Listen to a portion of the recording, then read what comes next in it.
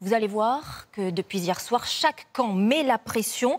Et ce, alors que les premiers députés, tout nouvellement élus, sont arrivés ce matin à l'Assemblée. Camille Collin, Mathieu Desmoulins et Stéphane Iorgulescu. Le sérieux pour les uns, un sourire pour les autres. À chaque nouveau député qui entre à l'Assemblée aujourd'hui... C'est un moment solennel, officiel, dans cet endroit qu'est le Palais Bourbon. Un état d'esprit différent. Clémentine. Bon, écoute, moi aussi. Voilà, très fière et très émue. Ouais, mais passer l'émotion... Comptez sur nous pour être extrêmement offensif. Déterminé, voilà, dans un état d'esprit déterminé. Commence déjà le combat politique. Comme à Hénin-Beaumont ce matin où Marine Le Pen, fraîchement réélue, avertit le président de la République. Est-ce que Emmanuel Macron va pouvoir faire ce qu'il veut? Non, la réponse est non. Clairement, ce matin, c'est non. Et tant mieux, c'est-à-dire la retraite à 65 ans, je pense que c'est une réforme enterrée et il devra faire avec, parce que c'est la volonté du peuple français. Au lendemain de l'élection, chacun à son échelle profite de sa victoire. Bonjour tout le monde.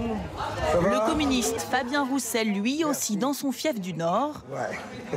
Impeccable, félicitations pour hier. Merci, il y a du boulot. Récolte les félicitations, déçu tout de même que l'union de la gauche n'ait pas gagné plus de sièges. Nous n'avons pas réussi à en gagner suffisamment pour avoir une majorité.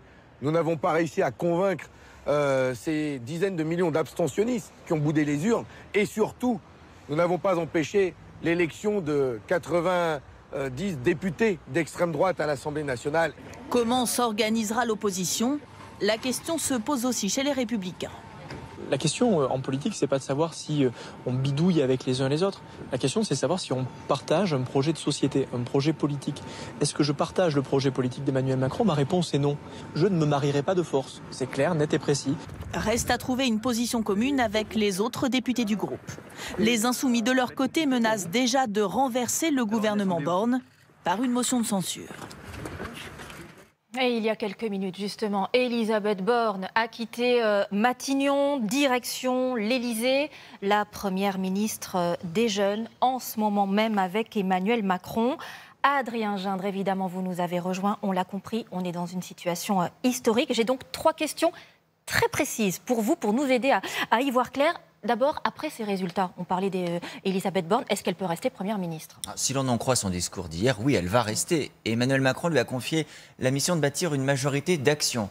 Bon, cela dit, avec des amis comme les siens, pas besoin d'ennemis. Dans la majorité, vous avez déjà des poids lourds qui disaient à Emmanuel Macron « Tu dois bouger, tu dois changer de Premier ministre et de gouvernement ou tu seras bloqué ». Bon, on entend parler depuis hier soir d'une France qui serait devenue un pays ingouvernable.